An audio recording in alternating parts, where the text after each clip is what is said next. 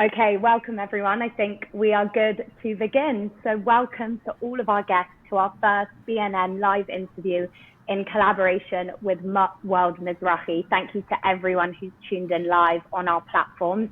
And today we are proud to present to you our episode, Anti-Semitism on Campus, Future Challenges and How to Face Them. I'm Ellen Johnson-Hyam from Bernie News Network, and I am extremely honored today to be joined by a Harvard graduate, activist, anti-Semitism expert, and a leader of our generation who we all need to watch out for, Shabbos Kestenbaum. At the end of today's conversation, we are going to be doing a live Q&A, so do put your questions in the chat box. And I'd also like to welcome our viewers from the World Mizrahi program here in Israel. And with that, I'd like to pass over to Ariel Chesner, one of the representatives for Mizrahi in the World Zionist Organization, for a few words and an introduction about the program. Over to you, Ariel. Thank you so much, Ellen and Shabbos. It's very honored. We're honored to have you with us. Thank you for joining, for getting up so early. We're very excited about this project. We believe that Mizrahi Voices for Israel can really enable and inspire you all you Israel advocates out there that want to get more information and know more about Israel, will stay connected to what's happening. We believe this platform with the BNN network and the help with their events and their news is going to really keep you all informed and also keep you educated and inspired to act for yourselves and for others for the state of Israel. So we're very excited to launch the first event. Thank you very much, everybody, for joining, and we look out for many more events to come. Thank you very much. Thank you so much, Ariel. And we're really proud to be partnering with Mizrahi for the program. And now let's proudly introduce our guest, Shabbos Kestenbaum. So just a little bit about Shabbos for those of you who aren't familiar with his work already. Shabbos is a graduate student at Harvard University who researches the intersections between public policy and contemporary Jewish life in the United States. He has testified before Congress, and he is the lead plaintiff in the suing of Harvard University, where they are alleging pervasive and systemic anti-Semitism. Thank you so much, Shabbos, for joining us for this special event all the way from the States. Firstly, how are you doing today? Well, hi, it's great to be here, and thank you for having me. I would say that because my schedule is always in flux, sometimes I have to, unfortunately, cancel different appearances, but anytime it's an event with World Mizrahi or it's an event with students or young people, then I always have to say yes, because you guys are on the front line. So thank you so much for this opportunity. No, thank you for coming, and we hope that we're able, through your advocacy and through speaking to you directly, to be able to impact and give some great insight to the students. So let's just paint a little backdrop of what's been going on over the last few months. Who would have even thought that we'd be talking about this today? But only a few months ago, Harvard University, along with many other US college campuses, began their pro-Palestinian encampments. What are these encampments? Pro-Palestinian groups violently stormed campus, waving Hamas flags, issuing BDS statements, issuing physical threats, and physically attacking Jewish students. And the press have begun covering every single second of this movement from start to finish. Shabbos himself has endured physical attacks, aggression, anti-Semitic abuse, and threats of physical violence on campus. And that's just an insight into the background of what we're dealing with here. So let's begin by speaking directly about what's happened. So Shabbos, October the 7th began, October 7th, 2023, and suddenly students on university campuses were propelled into a wave of hatred. Can you just paint us a picture of where you were on October the 7th and what the feeling was like on campus and within the kind of college discourse on that week? Yeah, I mean, you implied this, and it does a pretty good job of painting the overall picture, whereby we were not prepared to do any of this. We're not particularly articulate. We're not particularly used to testifying in front of Congress, but quite literally overnight, we were thrust into a position where we had to defend not only Jewish students across college campuses, but also the Jewish state, trying to explain that what was happening was the largest massacre of Jews since the Holocaust, and that Israel not only has a responsibility, but has an obligation to protect its citizenry. So the night of October 7th was, of course, the joyous Jewish holiday of Simchas Torah. So I was at the Harvard Hillel, which is really one of the only two Jewish organizations on campus. There's the Hillel and there's the Chabad. And I was at the Hillel, and as is customary on Simchas Torah, we took out the Torahs and we were dancing and celebrating, and rumors began circulating. And it was very unclear exactly what was happening. It was clear that there was a terrorist attack, but I don't need to tell you, and I don't really need to tell your listeners, but unfortunately, the reality of having a Jewish state in the 21st century is having a terrorist attack is sort of par for the course. We've become almost numb to it. But the rumors continue to persist, and there was a deluge of information and contradictory reports. But it was quite clear that what was happening was something that I, as a young person, had never experienced before in my life, which was Israel as an existential issue.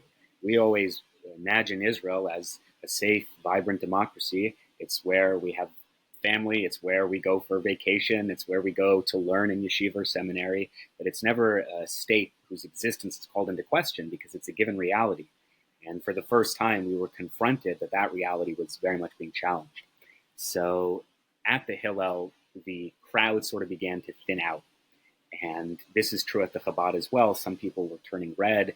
I knew some people who were crying, and it became quite clear that what was happening was something, as I mentioned, that had never really happened before. So even though I'm an Orthodox Jew, I wear my kippah with pride. I took out my phone for the first time in my life on a Jewish holiday, and I tried contacting my loved ones. So I have 4 siblings who are living in Israel, a 2-year-old nephew, grandparents, aunts, uncles, to basically determine where they were, if they were okay, what was happening. And I was not alone. Dozens of Jewish students across Harvard, and obviously hundreds of students and thousands of students, I should say, across college campuses in the United States, were experiencing a similar thing, trying to grapple with this reality, trying to make sure that their immediate loved ones were okay. And what's really insidious and really begins our story is as we were doing that, we had 34 student groups representing more than 1,000 students at Harvard who jumped out of their beds to draft what they called an emergency statement to blame Jews for the largest massacre of Jews since the Holocaust while it was happening. And these are classmates. These are people we share study halls with. In some cases, these were people who we considered to have been close friends. And while we, of course, didn't know that this was happening at the time, it was happening at the time. And within a couple of hours, or the next morning, I don't actually remember, the statement was published, and it was horrific. Perhaps one of the most difficult parts of October 7th wasn't just the horrific massacre that took place, but the fact that we had so many people in the West who were defending it, who were justifying it, and even in some cases celebrating it. And that's a narrative that has still been unresolved. We are still seeing that. As you mentioned, this is not true of Harvard, to their credit, but across college campuses, students who are proudly waving the flags of Hamas, of Hezbollah. At Harvard, people were prominently quoting and distributing flyers from the Popular Front for the Liberation of Palestine, which is a U.S.-designated terrorist group. So the normalization of terrorism and the acceptance of terrorism as legitimate resistance was almost immediately normalized, which is very, very scary. And I guess that's only probably 24 to 48 hours of a beginning of an onslaught that you, like many students across the US, could have probably never anticipated. And what followed in the coming weeks and the coming months was pro-Palestinian riots, essentially, on campus that erupted. And we saw students calling for an ethnic genocide. Physical attacks have been made not only on signs but in person, vandalizing student properties. And that's just a few things to name a few. And Shabbos, you've seen directly so much, and I know you've been documenting a lot on your social media platforms, but in your words, can you just talk us through the things that you have seen on campus? Yeah, I'll speak to Harvard first. So a week after October 7th, there was a physical assault at Harvard Business School. That video has sort of gone viral in many ways. Those two students who assaulted this Jewish Israeli student I know them. One is at Harvard Law School and one is in my program at Harvard Divinity School. And to this day, they have not been expelled. They have not been suspended.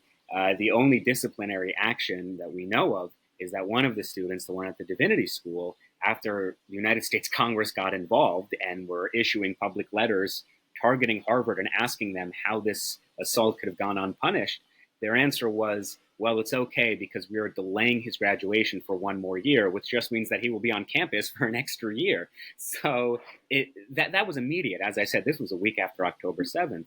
And then very quickly, we had the normalization of calls for ethnic genocide. So not just river to the sea, but Arabic chants of Min Omaya Lamaya Palestina Rabiyeh, which quite literally translated means from the water to the water, Palestine will be Arab.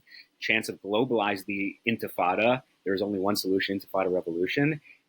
And that was very surreal because, again, we're young people, we're on a college campus. We had never heard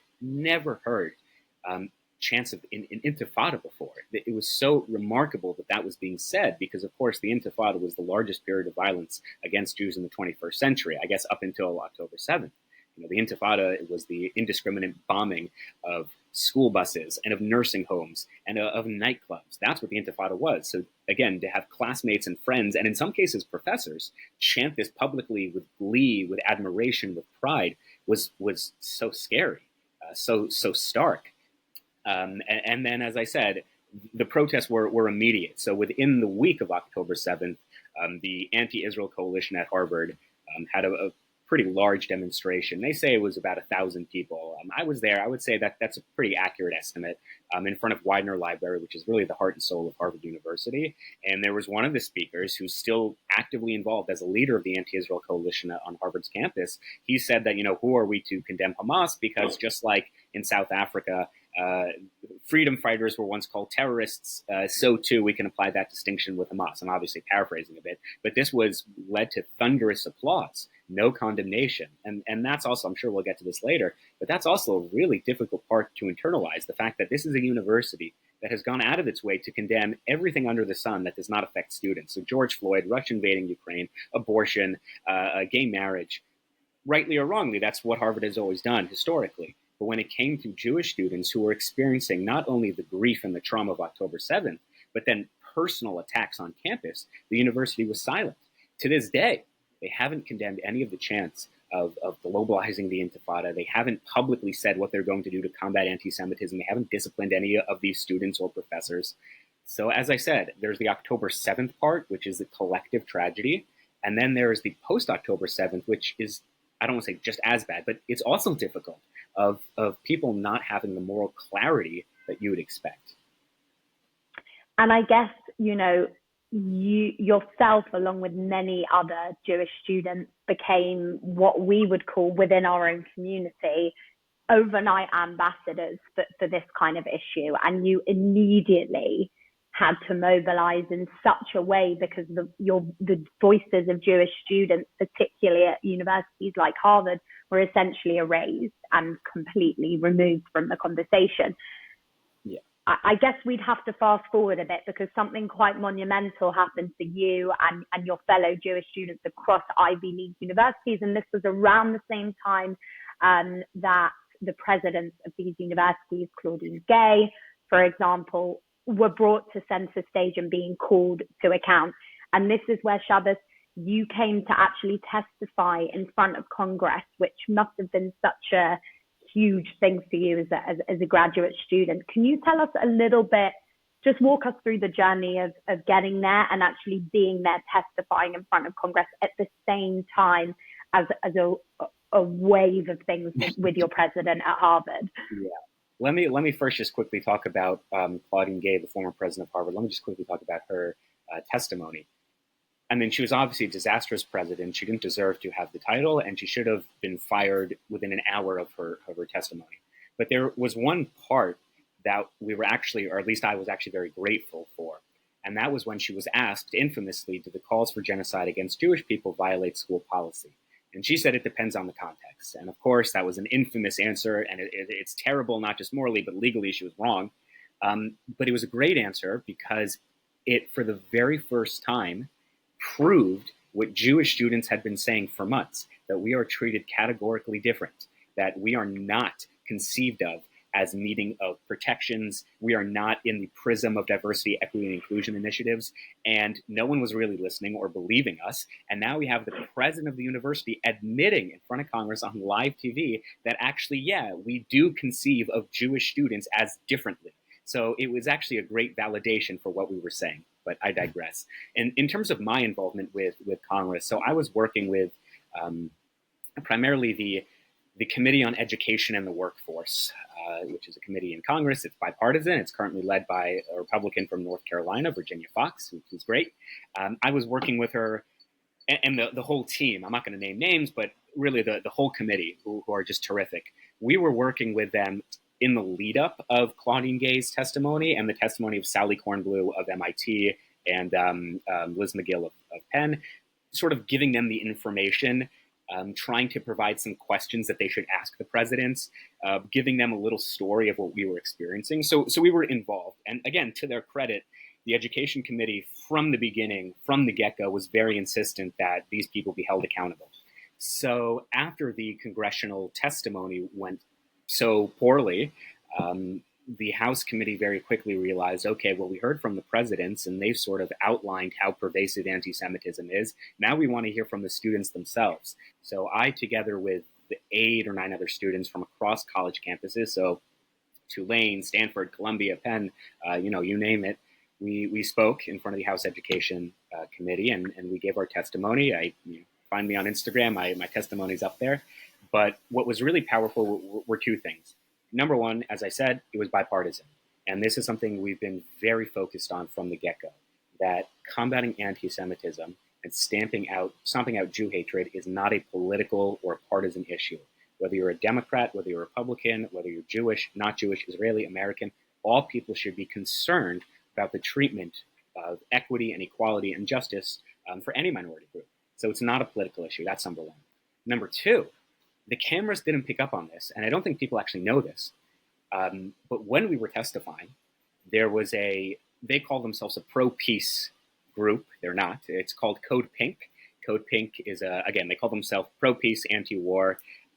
They're funded actually by Qatar and the Chinese Communist Party, but I digress.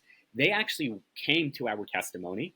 And again, it was not about politics. We did not mention Israel. We did not mention Gaza. We did not mention ceasefire or Palestine or 2 states. It was just about the experience of American Jews on college campuses. And they were in the room, and they all had fake bloody hands, and they were staring directly at us. And half of them, were draped in their keffiyehs, and some of them had signs saying "End the genocide," and they protested. They literally came to our testimony to protest Jewish students talking about anti-Semitism. Again, this was a non-political event, and it really underscored how nefarious, how dangerous, and how morally bankrupt so many of these political actors are. They would dare come to a non-partisan testimony and try to intimidate Jewish students. And that part didn't really get, I don't think, as much attention as it should have. But it really highlighted what Jewish students had been facing. And by the way, I testified about 2 months later in front of the House Judiciary Committee, which was, again, a great experience. And they were there as well. They came back and they protested with their signs, with their bloody hands. And this was a non-political event. It was just for me and my friend Ayal Yacobi from Penn to talk about our experiences with anti-Semitism. And we couldn't even do that. So I actually mentioned when they interrupted our testimony and they were escorted out, I mentioned to the chairman of the committee, Congressman Chip Roy, I said, this proves exactly what we're talking about, that even when we try to share our story, we're not able to do it. So on the one hand, it was very gratifying and it was very emotional to be able to give testimony in front of Congress. That's the halls of power. That's really huge. But at the same time, it underscored what we're trying to battle against. And it's interesting that you mentioned Code Pink, because maybe quite a proportion of our viewers may not be familiar with them, but they are an extremely combative pro-Palestinian group who completely erase the voices and the narrative of what Jewish people are going through right now, one of the hardest points in our life. But famously, they've managed to get celebrities like Susan Sarandon involved. So it's an important part of the conversation because groups like them have really taken over some of the media narrative. So it's important that we're aware of people like them. And let me just add as well is while I've testified in front of Congress twice, I go to Congress a lot. So I meet with lawmakers relatively often. And every time I'm in DC, I'll be in DC on Monday or next Monday. Every time I'm there, the Code Pink protesters are there. They're either protesting or they're just walking around the halls of Congress, or they're yelling or trying to interrupt some type of press conference. And again, it underscores what you were saying, that these are bad faith actors, and it shows how deeply inept and immoral they are. But at the same time, credit where credit is due. They believe in a mission, as bankrupt as it is, and they don't leave. And I think it would be remarkable if we had something similar, obviously a bit more polite and with a mission that is value-driven and is moral-driven. But if we had Jewish students as a constant presence in the halls of power, in the halls of Congress and in DC, and they would be meeting with lawmakers and they would be amplifying the voices of students, that would be remarkable. So for anyone listening and watching to this podcast, you should know that your voice matters. And if you're not in DC, if you're not meeting with lawmakers, unfortunately, our ideological opponents are. They will fill up that space if you're not there. So show up and be counted, because it's quite critical. And that's so important for people to get involved. And we will talk about that later. But you've already touched upon some of the kind of real-time responses while you were testifying in Congress, and having groups like Code Pink kind of come and storm in and completely politicize your entire testimony. What were the responses from kind of both sides, from within your own community and from outside the community after you testified? Because the clips went viral. A lot of people were watching you guys, and these young Jewish students are sitting there in their kippot in Congress. It's kind of a monumental moment. What were the responses? How did you feel? Yeah, well, first of all, I want to pick up on what you just said, that, we're wearing our kippot. And yeah, that was actually very meaningful. From what I understand, this was the first roundtable of Jewish students in congressional history. So that was quite significant. In terms of the reaction, so the external Jewish community was quite supportive, and I received, hundreds of texts in the days afterwards from people I did not know, just saying, keep it up, and we're thinking of the entire Harvard community, we're thinking of all the Jewish students across the country, and that support and that strength really keeps us going. So don't think it doesn't matter. Even if we don't respond to all the texts, we see it, and it really means a lot. Internally, within Harvard, not so great. So it wasn't just because of the testimony in Congress. It was more of just my activism more broadly. But within Harvard, I lost almost all of my non-Jewish friends. Sitting alone at lunch was the norm. To be fair, I didn't have that many friends beforehand, but this definitely amplified and accelerated that. I was really persona non grata. In fact, about 3 or 4 weeks after my testimony, students at Harvard published a fake newspaper called the Genocide Times, and they called me a Zionist doxer crybaby who's upset that people don't want to sit at lunch with him, something like that. So the reaction internally was not great.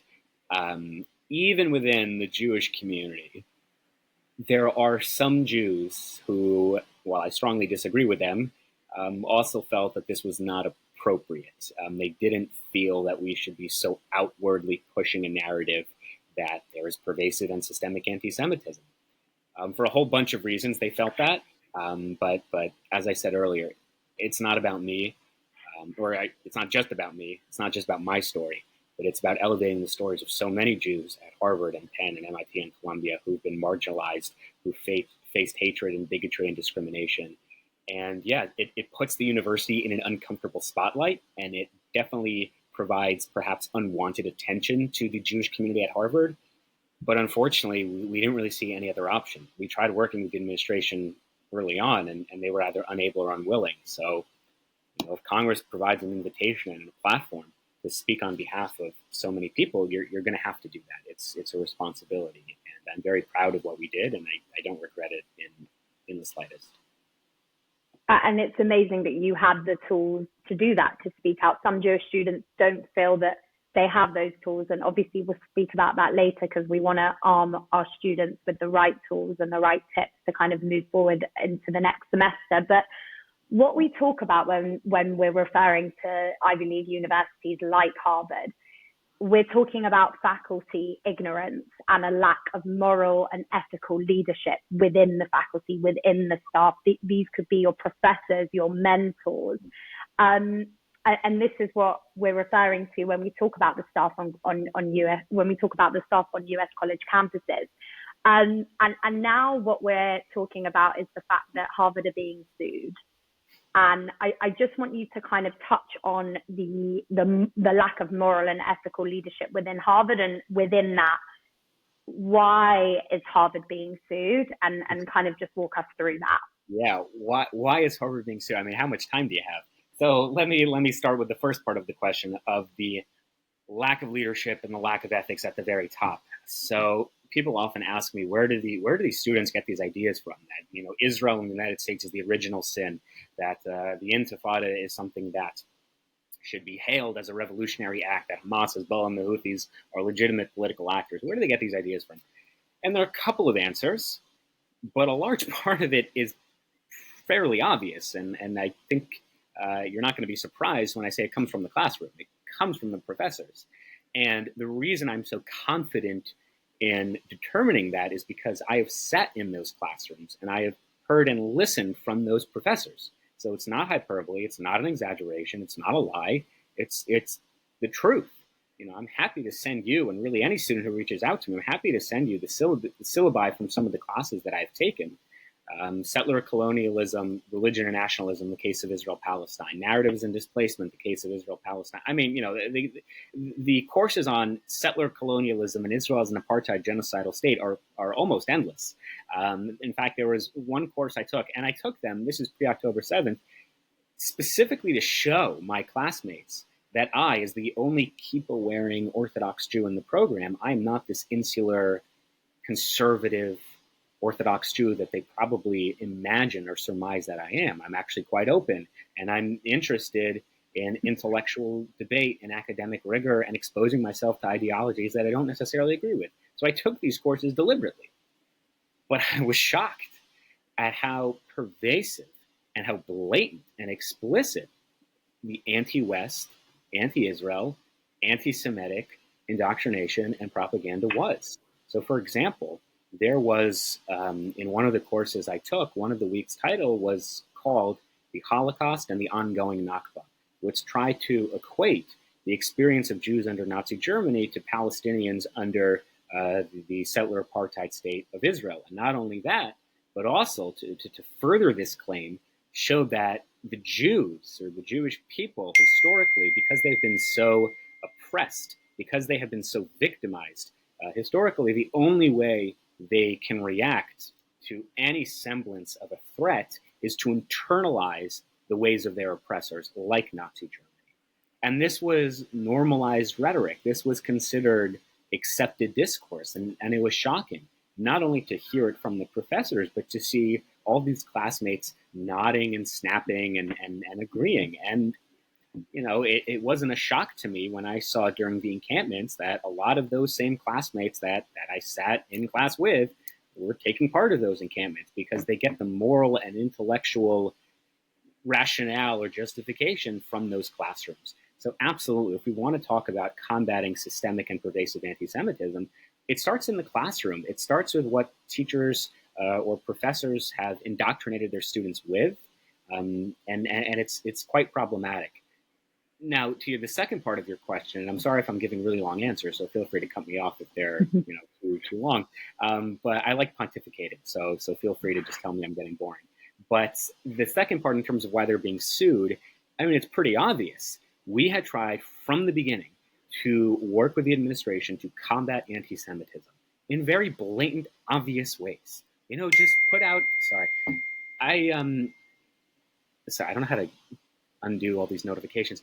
What was I saying? Put out a statement on October 8th saying we condemn Hamas and we condemn the 34 student groups that wrote this statement. You don't even have to mean it. Just put out a stupid statement like that and be done with it and get it over. But they were so insistent that they're right.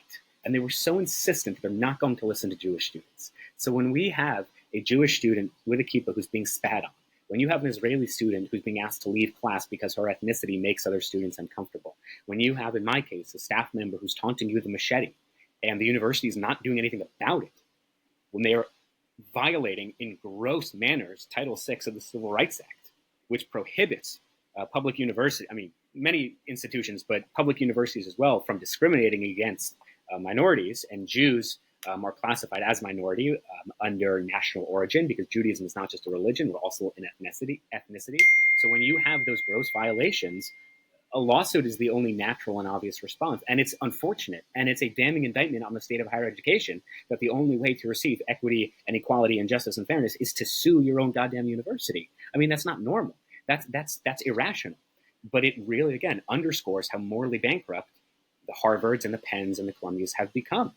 That when Jewish students were hurting, when they were being victimized, when they were being on the receiving end of hatred, when they were being assaulted, to have a university not do anything about it at best, and then at worst fan those flames, then legal action is warranted. And as we will prove in court, not only has there been such a double standard, not only has there been such pervasive anti-Semitism, but there has been flagrant violations of the law. And it's upsetting when you hear about what this has actually come to. And for you, it'd be interesting to know, you probably idealized somewhere like Harvard and probably dreamed of attending a university like that. And many college students dream of going to an Ivy League university. And I guess the trajectory is going to be very, very different going forward. I could even answer your question for you. You probably never expected anything like this. But did you have kind of hopes and dreams for Harvard? Was this a place that you did idealize? And what are the feelings now coming to the end of this journey, I guess? Yeah, of course I idealized Harvard. Who doesn't? And when I got accepted, it was a profound moment of pride. My dad dropped out of high school when he was 16. I'm a first-generation American. I'm the first. A lot of my siblings graduated grad school, but in Israel. So I'm the first sibling. I'm one of 7 to graduate in American grad school, which is a big deal, or go to an American grad school. So it's a big deal, and I was elated. I was almost in disbelief that I got accepted, and to contrast that with 2 years later, how that story seemed to have ended is quite sad, honestly. The idealization, the fantasy of what Harvard was, only exists as an illusion. And once you walk through the ivory tower, climb up the ivory tower, you realize that the substantive intellectual conversations, the point of moral and ethical discovery, just really doesn't exist. There's a great quote by Thomas Sowell, who's a conservative thinker, where he basically says the road to genocide is paved with Ivy League degrees. And I never understood what he meant by that. And then post-October 7th, I kind of get it, because I think as a society, we're very impressed with titles. So if someone goes to Harvard and you see that on a resume, all of a sudden there's stature, there's prominence that really is not well-deserved. And I unfortunately can ascertain that if the classmates that I was describing earlier, if they are the future leaders, if they are the presidents and the senators and the thought leaders and religious leaders of America, then we are in a lot of trouble, a lot of trouble. And I'm sure we'll come to it in the Q&A when our students have already started submitting their questions for you, which touch on things that we've already been talking about. But the semester is going to be starting soon after the summer. I can't believe how quick these last few months have flown by. And, colleges are going to be opening their doors again. And, Jewish students are going to be freshmen, and they're going to have to be armed with brand new knowledge. And perhaps they weren't even prepared for any of this. And who would have thought that you'd be on Fox, CNN, MSNBC, every single platform? I guess, they need to be media ready. They need to be ready with all these different facts. What are the tools that students need to tackle anti-Semitism on campus and to face the new semester coming up?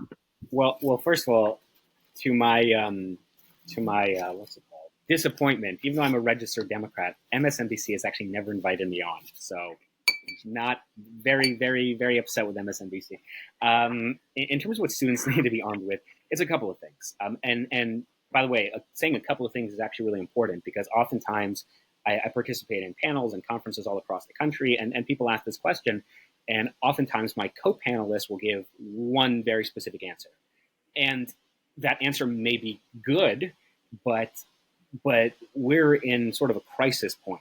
And when you have a 5-alarm fire, you want to throw everything at the wall. That's my take. So I'm not just going to give one answer. I'm going to give as many answers as I can, because number one, I think this requires more than one answer. But number two, one student may relate to answer one, and another student may relate to answer three, and that's good. We need many people doing many different things in order to tackle this. Having said that, number one is being informed. As you mentioned in the question, I wasn't prepared to do this. I don't think really anyone was prepared to do this. We were thrust into a national spotlight almost overnight. We were speaking in front of Congress, which we didn't know how to do. We were going in front of the media, which we don't know how to do. It's funny, actually, I just got business cards, which, like, I'm 24, 25. Who has business cards at my age? I don't have a job. But we had to sort of figure it out on the way.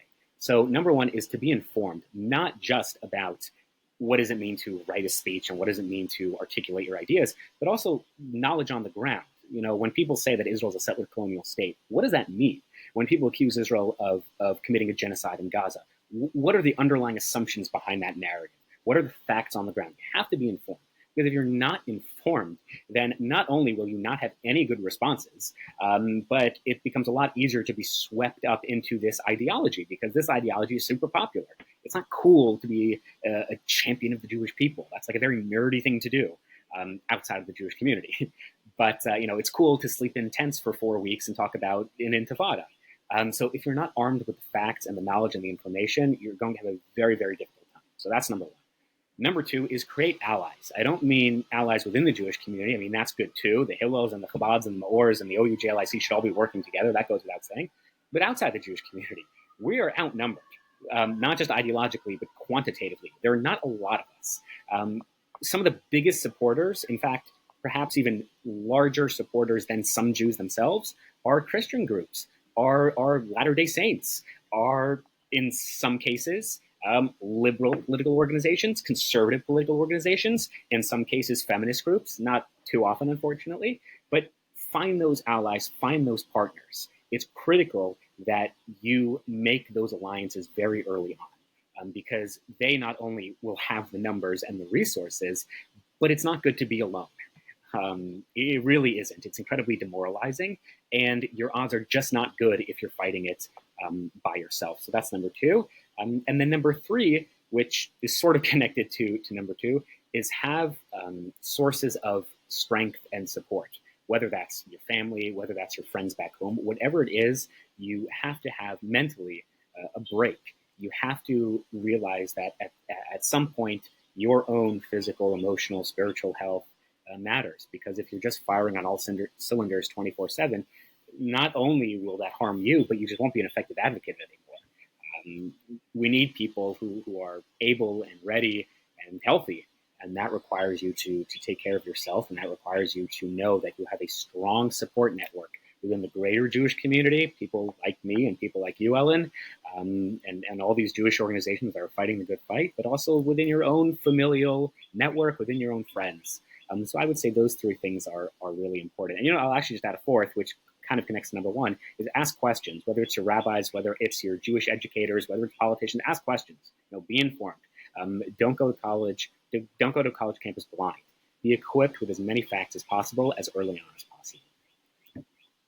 And it's really important. It's still staggering to even think that we're sitting here on a podcast, on a special event to talk to students about the fact that they need to become essentially having an encyclopedic knowledge of the history of Israel before they kind of start their next semester. It really is staggering to think about. Before I go to the questions, I just want very briefly from you, Shabbos, you've achieved and been able to combat so much in the last few months. But I'm intrigued to know what's coming up for you in the next few months and what your kind of hopes are for the next few months before we go to the chat in just a minute. Sure. I mean, most immediately, it's working with students, not just at Harvard, but across colleges, to sort of formulate plans for the fall semester, because our ideological adversaries have promised that, quote, the student intifada is only beginning. So we want to be prepared for that. We are trying to work with university and the administration as well, but to very limited success, which has really been the story of the last year. So that's number one, making sure that Jewish students are equipped, that they're know what they're in for. Number two is I'm really speaking across the country and across the world. I'll be in Poland next week, just amplifying the voices and the message of students. As I always say, it's not just me and my story, but it's the story of so many people and people who've entrusted their stories within me. And I want to amplify that message. And I usually, when I give talks, I usually start off by saying, whatever you've read in the media, whatever you've heard from, your neighbor's daughter who you think is at a university, I promise you it's worse. And it's important that people hear from the students themselves. Not necessarily me, don't invite me. You can invite many other students who are far more equipped and knowledgeable and articulate, but listen to them, invite them, hear from them. So that's what I'll be doing over the summer, is just spreading the message of what Jewish students have been facing and problem solving, trying to get the Jewish community on board, which for the most part they are. And then more broadly speaking, more long-term, is I've been fortunate enough to be given a platform. It's a limited platform, but a platform nonetheless. And I want to capitalize on that to create change for the Jewish community. And that probably involves something in politics, something in public policy or political advocacy. I'm not entirely sure yet, but look, I'm going to DC every other week anyway. So, might as well just commit fully. So something in that realm. And obviously, we look forward to you continuing to kind of put your voice out there. And that brings me on to one of our questions, because we've got students who are submitting questions into the chat. And I just want to open it up for kind of the final part of our event. So Shabbos, someone has submitted a question that you must answer, and without sort of feeling too shy about taking too much credit for yourself, but you deserve all the credit that you can get. So this person has asked you, many students in your situation would just put their head down and just try and deal with it and keep quiet and just think, you know what, I'm Jewish, but I'm just going to put my hands back. What motivated you to take charge and actually speak loud? Because many people wouldn't do this. Yeah, I'm trying to figure out a way to answer that without making it about me and without sounding arrogant. But I think I'll put it this way. When Russia invaded Ukraine in February of 2022, the first thing I did was buy a plane ticket to Poland. And I couldn't go to Ukraine because all the airports were shut down, obviously. And I illegally rented a car and drove across to the Ukrainian border and would just take refugees across into Poland. And I didn't really have a game plan. I didn't really know what the long-term goal was, but I felt that I couldn't sit home and watch this unfold and not do anything. Similarly, when I first saw, for the first time in my life over COVID, a video of a group I'd never heard of before, the Uyghurs, which are an ethnic Muslim minority in China. The Uyghurs were being blindfolded and handcuffed and put onto deportation trains to re-education camps. I was astounded, and I put together Jewish solidarity events with Uyghur activists in front of the United Nations. After October 7th, the first thing I did wasn't actually to be involved with campus activism. The first thing I did actually was bought a one-way ticket to Israel. And I spent a couple of days digging graves for soldiers. I, bought my guitar and sang in the hospital, which probably made them feel worse because I have a terrible voice. The point being, not to flatter myself, but I just felt like in those instances, I couldn't do nothing. And I'm saying that not to say, wow, what an amazing person I am, but really to demonstrate if I could do that, and I really have limited skills, I'm not particularly intelligent, I'm not particularly articulate, if I can do it, then literally anyone else can do it as well. So don't underestimate the power of one person to just show up. There's a great line by Woody Allen that 90% of life is just showing up, and I think that's pretty accurate. Just show up, just be counted. And so when it comes to Harvard, I just felt like I couldn't do nothing. When there is vicious anti-Semitism, the likes of which I had never seen as a 25-year-old, I couldn't shut up. I couldn't just go to class and pretend that everything was normal. So when you see something that is so fundamentally broken, you have to do something about it. And again, if I could do it, all of you can do it, and with greater success than I could have ever imagined. But you have had great success, and that is why you're here today. And we hope that you continue that success, Shabbos. But I've got someone else asking a question that I guess has been a very interesting one, especially here in Israel, about interfaith dialogue.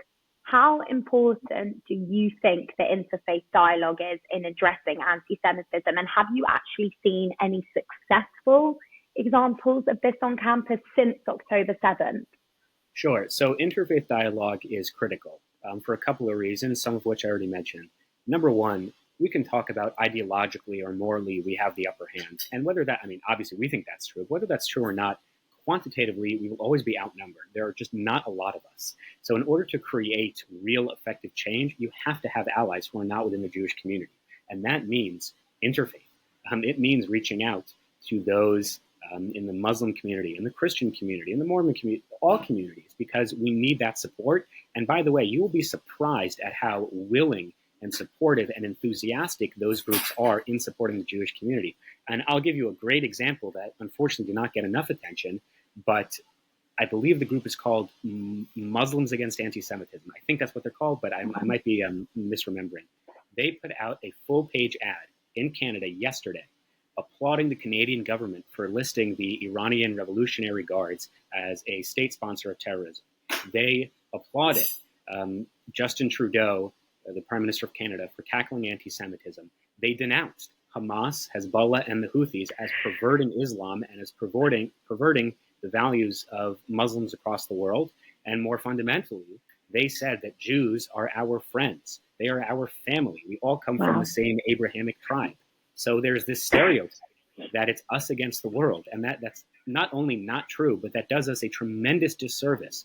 We self-impose these restrictions. We delude ourselves into thinking that we're alone, and it's just not true. There are far more people out there who support the Jewish community, who support Western values, who support the state of Israel than we realize. And we need to reach out to those friends, to those neighbors, to those community members, because they want to help. So definitely interfaith is a critical and crucial tool, 100%.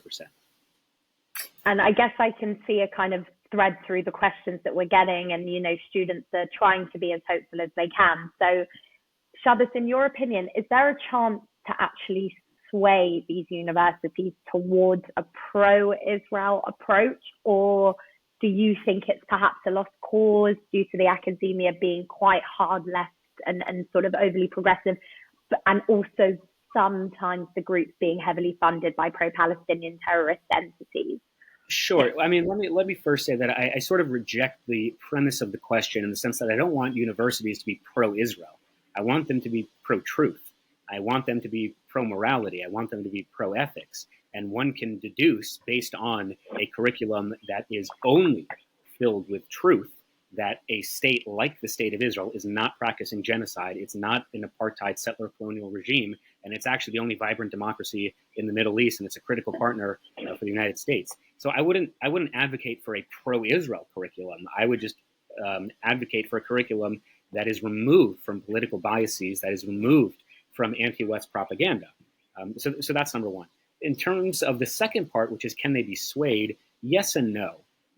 Externally, I would argue is our best shot, meaning if we can get a court of law, or if we can get a court of public opinion to turn so heavily in the ways that, as public polling suggests, they have been, then I think the universities will be forced to fundamentally reform their structures.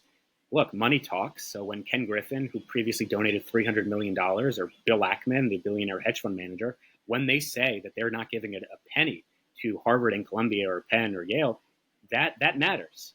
So the external pressures are critical. I do think the lawsuits are a fantastic mechanism at which we can derive some change. However, there's a limit, because as much as Congress will want to tap down on Qatari money or Russian and Chinese money going into these universities, ultimately, there's nothing illegal about it, for the most part. You can't dictate a curriculum. You can't force a university to fire professors. You just can't. So the only way that those changes will be implemented, literally speaking, is internal change. And that where it's complicated. We're definitely seeing that these universities are either unable or probably at this point unwilling to do those changes, which underscores how important those external factors are. I think the external factors will be the only thing that produces internal results. So the best thing I can say to the students, or really the community members outside of the university system, is to keep up that external pressure in whatever capacity that looks like. And I've had this question submitted to me twice, which means that more than one student really wants to know it. And we'll try and get you to kind of summarize it, because I'm sure it could be quite an extensive and probably go on for another few hours of us just talking about this exact topic of actually getting into the classroom. How do you, Shabbos, address actual face-to-face conversations when you're in class in college, where professors make anti-Semitic statements or factually incorrect statements in class while you're sitting there? How do you address that? And have you ever had to address that? Yeah, I mean, the first step is you have to address it, which I don't think enough people do, either because they want a grade, which, by the way, I myself, it's a story for another time, but I myself was once that guy who wanted the grade and sort of kept my mouth shut. But I slowly learned that that's not a realistic alternative, and that's not helpful to anyone. So number one is you have to address it. You can't let those things go under the rug.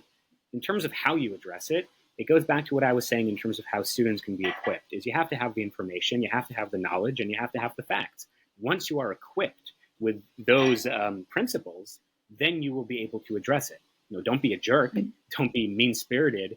Don't employ bad faith arguments, but in a very respectful, calm way, state why you think what the professor or what the student just said is factually inaccurate, is dangerously anti-Semitic. State your opinion, because ultimately universities are all about the pursuit of truth and the pursuit of knowledge. So in theory, that's exactly what you should be doing as a student. You should be disagreeing. You should be having those conversations. Now, it's a lot easier said than done, granted, but I think the first step is just internalizing that you have to address those things. And again, be a mensch, be respectful, don't stoop to their level, but tell them why XYZ is actually a harmful anti-Semitic stereotype, or tell them why XYZ is factually not true because of all these reasons. Tell them that. But the main thing is to address it, be a mensch, be respectful, and truth. We have an advantage, which is that truth is on our side, which kind of helps. So once you are comforted by that fact, you will actually go quite far in these intellectual exchanges of ideas. I mean, you've given us so many tips, and given us so much insight. And there are so many questions here, but I feel like we've really covered so much here, Shabbos. And really, I just want to say on behalf of World Mizrahi and BNN, the team here at BNN, just thank you for not only for joining us on this special event today, but also for your work over these past, we're nearing on 9 months since October the 7th now, and your fight hasn't continued. And I guess, we just really look forward to seeing what you do next, and for the Jewish community just to continue cheering you on. And, we can say that we interviewed you at the beginning of your, what will be a flourishing career, please God. But Shabbos, how can our students contact you if they want to kind of get any direct dialogue with you, any events that are coming up? How can people follow you? Sure. So first of all, please do. Any student watching this, please get in touch with me. If I could be of any help to you, if I could be a resource, please do not hesitate. The best way, and it's funny that I'm saying this because I never used it before October 7th, the best way is actually Instagram. On my bio, I write DMs open, which I learned that from a friend. I didn't know what that meant prior. My Instagram is my name, so Shabbos, Shabbos, and then the first 4 letters of my last name, Kest, so Shabbos Kest. On Twitter, I'm Shabbos K, and then my email is my name, ShabbosKestenbaum@gmail.com. So please be in touch with me.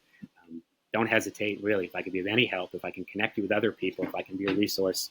So either contact me on social media, Shabbos Kest, Shabbos K, or just email me, and I very much look forward to being in touch with anyone and everyone, please. We've got Shabbos's link to his Instagram there. So it's Wait, Shabbos I don't think Kest, that's all right. one word. Yeah, that's not right. That's There we Shabbat. go. I'm not Shabbat. I'm Shabbos. I'm Shabbos. Ashkenazi. It's the Yes. Ashkenazi way. Shabbos, S-H. There we go. There we go, guys. So please do reach out to Shabbos. As he says, his DMs are open, and you can follow many of his other speaking events and different things that he's up to. And you do capture a lot of content along the way. And I guess we can catch you on Fox, which you appear a lot. And if you type in his name into YouTube, you will be watching his interviews for hours, just like me, the nerd that I am. But Shabbos, thank you so much. Thank you to Wild Mizrahi, Ariel, and the team. And everyone who's watching, please feel free to follow on with BNN on our website and on our different platforms. We post alerts about what goes on here in Israel, and we'll be continuing to inform our gap year students with different information. But thank you so much, Shabbos. Good luck with everything, and we'll be continuing to cheer you on. Thank you, Shabbos. Bye-bye.